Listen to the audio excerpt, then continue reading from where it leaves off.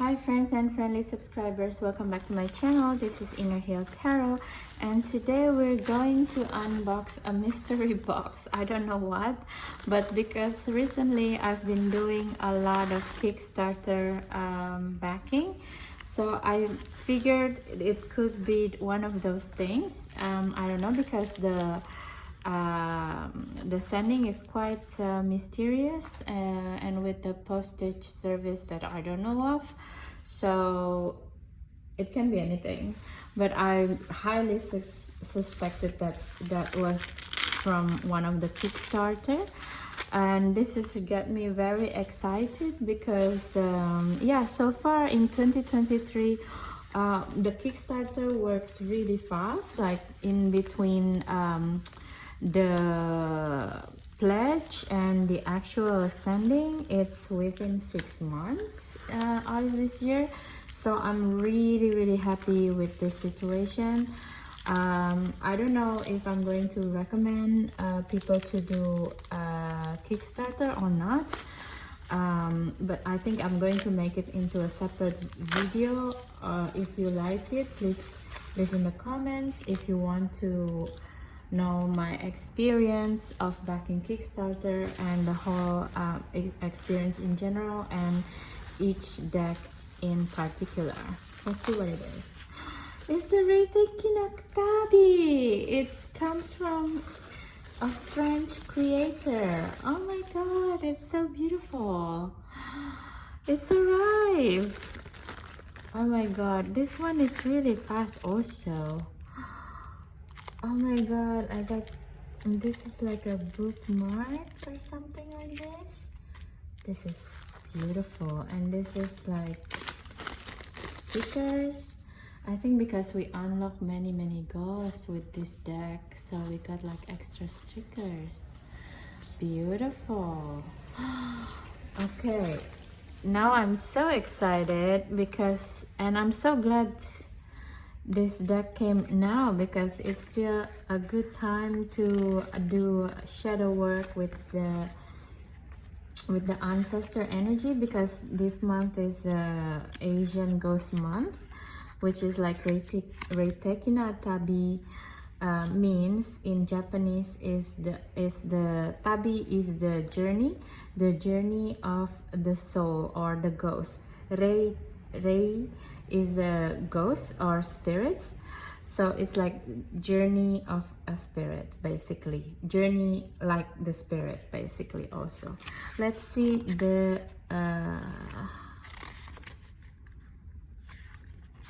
let's see this. Okay, so the guidebook is quite small, as I believe so would be from what do you call it, from an indie deck.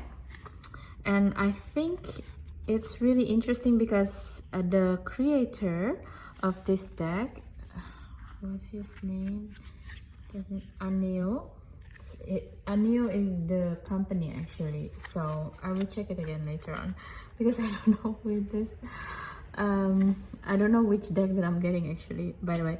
So anyway, so it's like judgment, Shinpang. So it's like so it feels like the creator of this deck creating the archetype of the whole deck into a certain yokai. For example, this like Two of Wands is correlated with Tengu here, and Tengu is one of the main yokai that being featured in a lot of decks already. So it's very interesting to me, because everyone also using a different yokai on different archetypes, so interesting. Ace of Cups with Koi, that's very appropriate actually.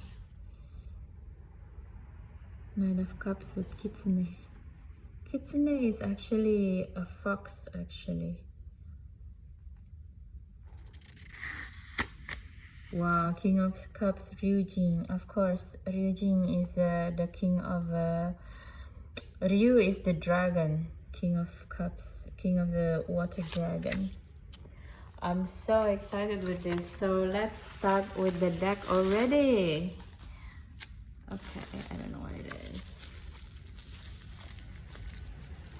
Let's unbox this. I can't get a hold of it at all. Yay! You know, it's like the feeling of when you get a new Apple phone or computer. It's so luxurious and you just take it out of the box and then like, oh, that kind of feeling. So funny. Okay, here it goes. If also you guys new to my channel and stumbling upon this deck video, please don't forget to share, comment, and subscribe, because that's the fastest way for you to helping me keep up with my algorithm and helping this channel to keep further along, and I can keep making this type of contents that I hope is entertaining and helpful for all of your tarot journey and learning, as your comments also helping me. Look at this box with the red inside. It looks quite luxurious. It's beautiful design. It just goes straight like this. It doesn't have another set of plastic. Really nice. Look.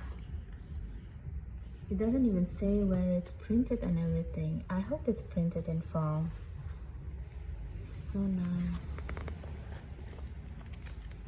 I will ask the creator where did he print it out.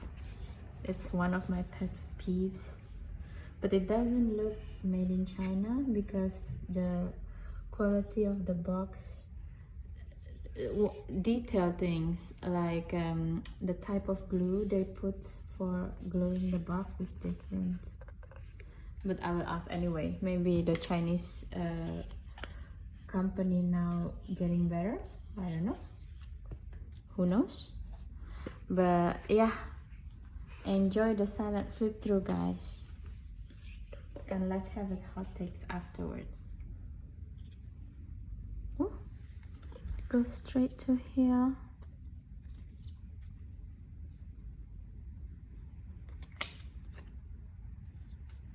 Okay, so the deck starts with Ace of Pentacles.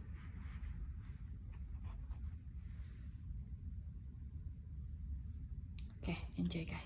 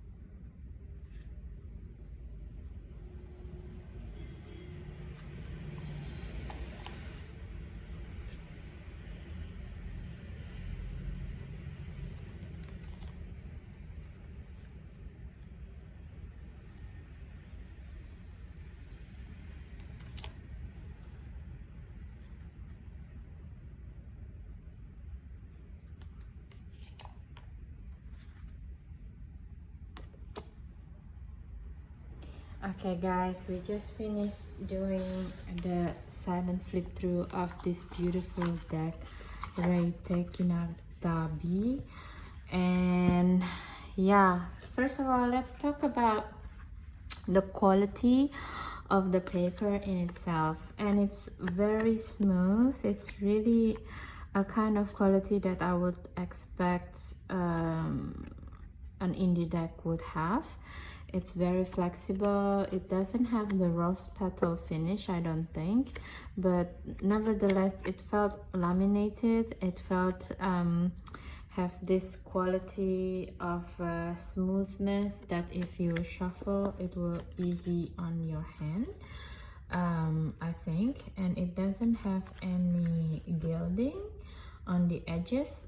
It doesn't bow, which is also like one of the quality that, even though it has this weird thing going on in the middle of it, so half of it bowing and so half of it, or part of it, is not bowing. So yeah, I don't know what happened there, but it happening like this, which is quite unfortunate for an indie deck.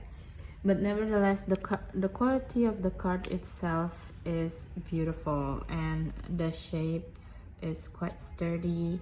It doesn't have the cheap feeling cardstock quality, and the printing quality in itself is also very beautiful. Let me just zoom out a little bit. It looks sharp. It looks very understandable. A little tad in the darker tone for me. I wish they printed a little bit brighter. I understand there's probably, this is caused by the difference between the printer offset printing machine computer and the artist computer, so they making it safe to make it a little bit darker. And also the name of the deck itself, Reitekina, which is like hinting into ghost and spirit realm, which is really beautiful actually. I just prefer things to be brighter a little bit. Yeah, I love fire, what can I say? So and if I don't know if you noticed, but when I open the deck, the way they shape or the way they put the cards, it's not your typical Rider-Waite-Smith or Thoth Tarot or any kind of tarot arrangement that I knew. So for example, it goes from Pentacles, which is in here.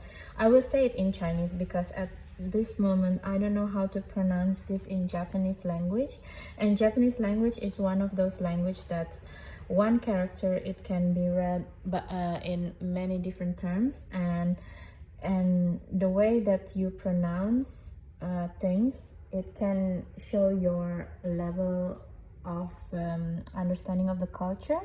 So I don't want so it's very highly recommendable for people who study Japanese. If you see a character and you're not sure how to pronounce it, it's better not to pronounce it and ask the Japanese person how to pronounce it, because sometimes they also don't know. For example, for name, if you don't know how to pronounce a kanji name of a Japanese person, never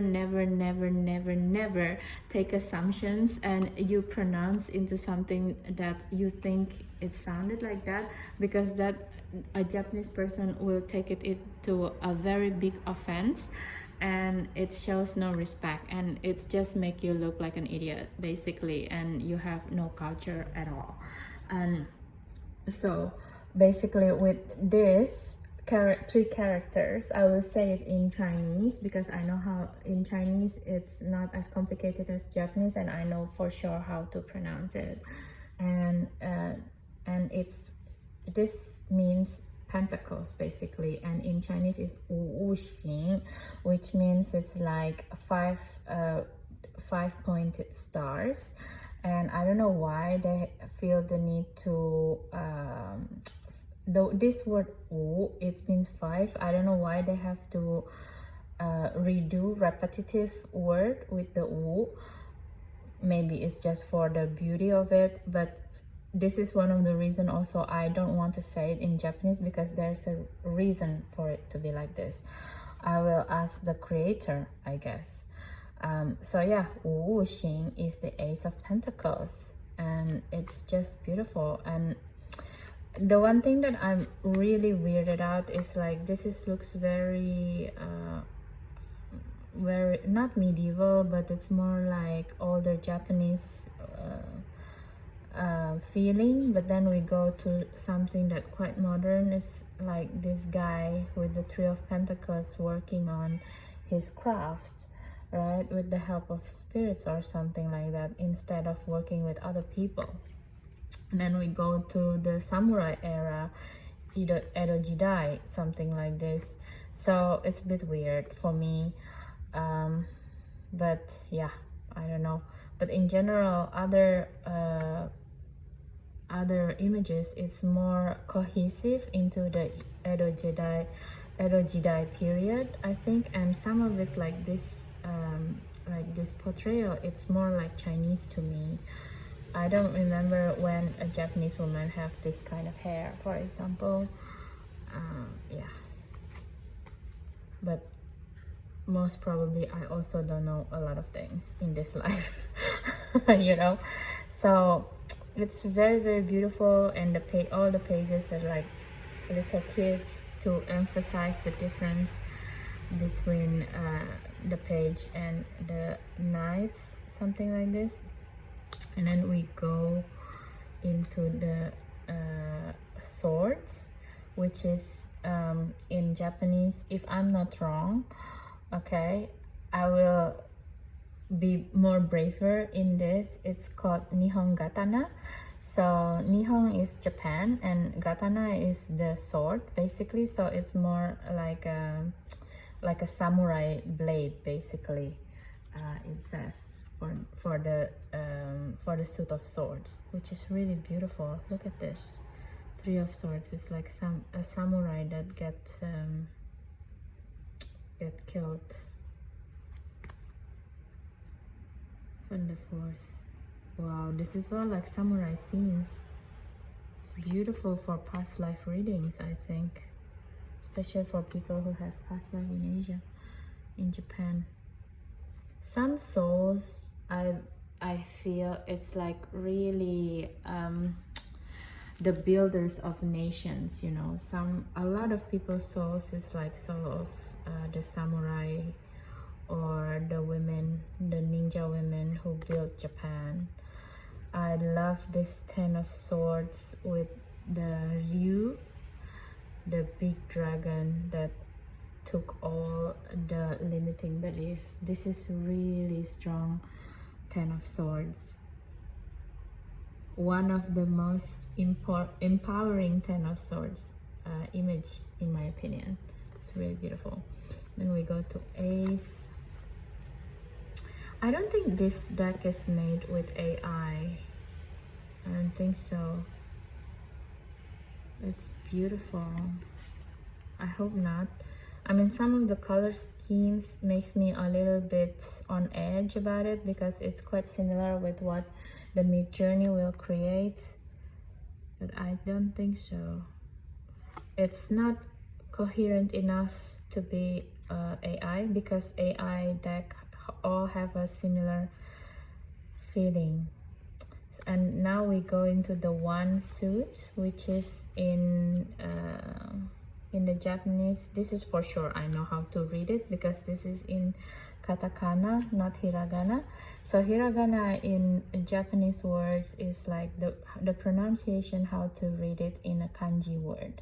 That's a hiragana. And katakana is more like if you have a word in English and they don't know how to translate it in Japanese, so it's just you put it in a katakana, which means that it's just how to pronounce a foreign word, basically.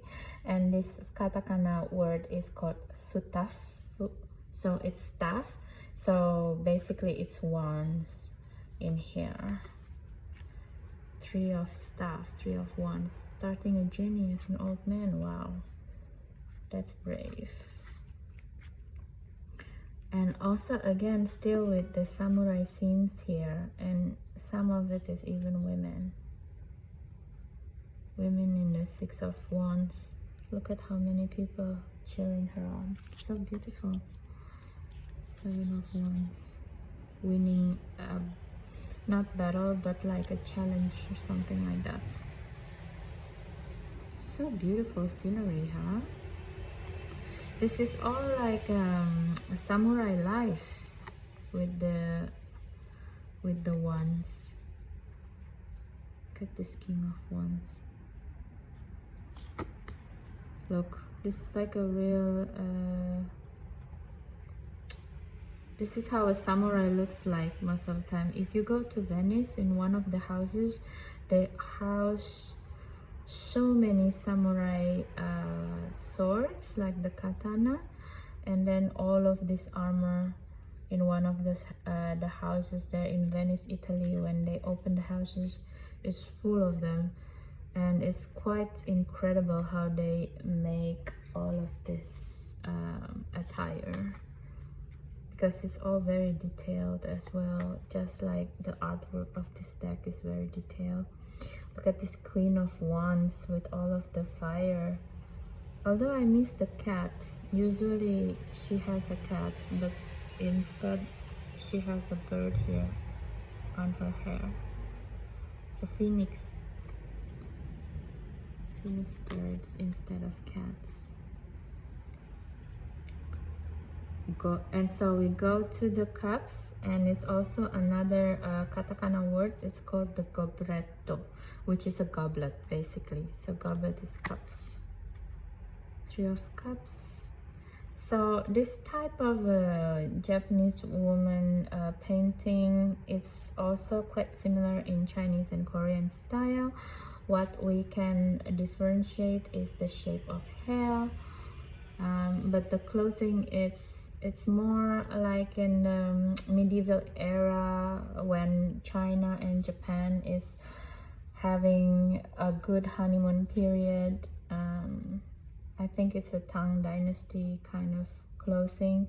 They're mimicking each other at that time. Their capital city is even the same kind of shape of city planning, which is now it's Kyoto in Japan and Xi'an in China. They built the capital city the same layout. So it's also to pronounce how these two great cultures used to be working well together.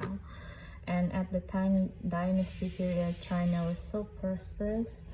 They worked together a lot, and all the culture that came out of it is so beautiful. And in Japan, it's they have a lot of records in the shape of novels, like really long novels, like Genji Monogatari, something like that. Is Genji Monogatari is like a long novel about like a James Bond, Japanese style James Bond.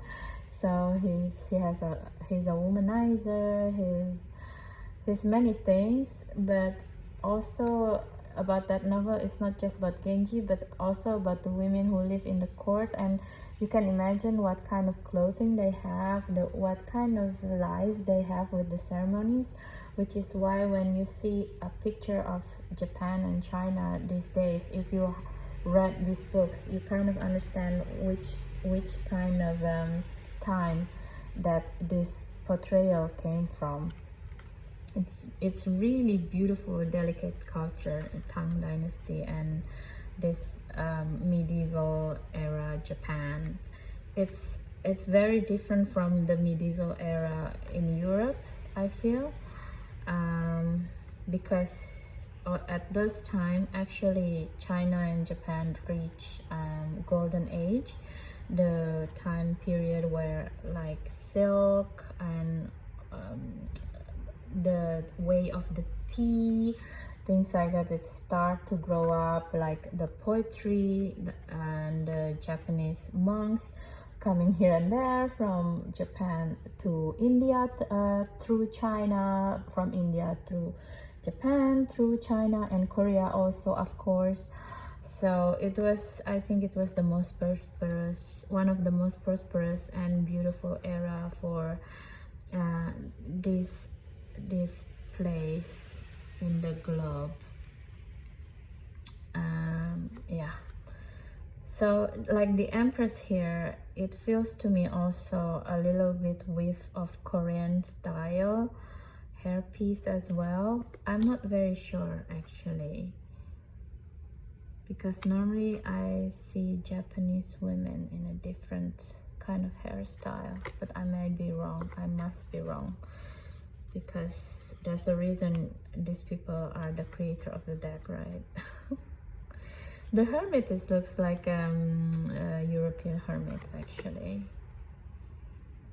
The Hierophant. It's a scary Hierophant. I will read later. Oh, it's so beautiful. Justice card, look at her.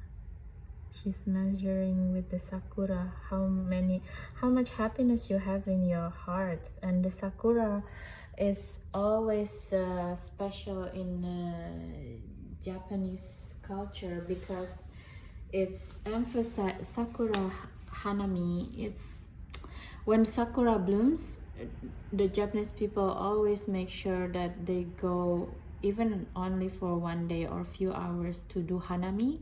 Hanami is the act of watching, literal watching the flower go down, like go down from the tree, the sakura flower shower, basically like rain, because it's give you the understanding into your soul of the quality of the ethereality of life, you know, that life is not forever. So it's to be like embodying carpe diem, that kind of feeling, you know, to understand that this is probably the last hanami you would do, and to have this as a justice against your life. It feels like Ma'at in the Egyptian lore, which is like, instead of sakura is the feather. How light is your heart, you know, towards life. It's so beautiful. It's such beautiful decks to have. I'm so glad I'm backing this deck. And yeah, the priestess looks like Amaterasu or the Kuan Yin Kannon, Kuan Yin deity or Kannon in Japanese lore. Oh yeah, for this, for the major arcana, they call it Dai Arcana. So Dai is mean major or big, and Arcana is Arcana. So that's how they say it. Queen of Cups, so beautiful with this. It's also a type of phoenix, but the water phoenix or something like that. So beautiful. I have to read the guidebook. Wow, the temperance is with the cha ceremony. Yeah, there's so many Japanese infused culture in here. It's so beautiful. Look at the sun card. It's, yeah, because Nihon is Japan, which is Nippon, which is Japan, which is in here in let's say it in the Nihon Dao. Let's say this one because it's the most. Nihon, ni in here is like also the kanji for the sun, and Nihon is mean where the sun rises, which is quite true because it's where it's the easternmost part of Asia as well in Japan. So basically like their flag, before the current flag, it has this sun as well. It says that the land where the sun rises, so they're very particular about that. This tower card makes me feel that this deck is probably made by AI also, AI help. I have to check with the creator. And the world card with the turtle here is really one of those archetype in Asian folklore, whereas we have the belief that the world is on a turtle back, especially in Japan, because they have so many earthquake and all of this. So yeah, and it's end with the hangman. So if you see this, I don't know how the shape of the cards is being put like this. Now I have to really check if they have 78 or less or more, but nevertheless it's a beautiful deck. I'm really happy that I'm back it, and I also got a lot of extra with this deck, which is I really appreciate.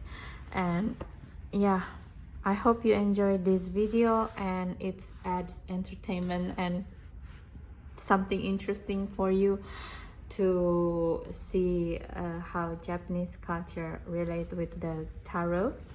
And please let me know in the comments if you enjoy it, if you like it, and also again don't forget to subscribe, share and comments and other things that other tarot readers or tarot or YouTubers say. Okay, so see you later in the next video. Enjoy today guys. Bye.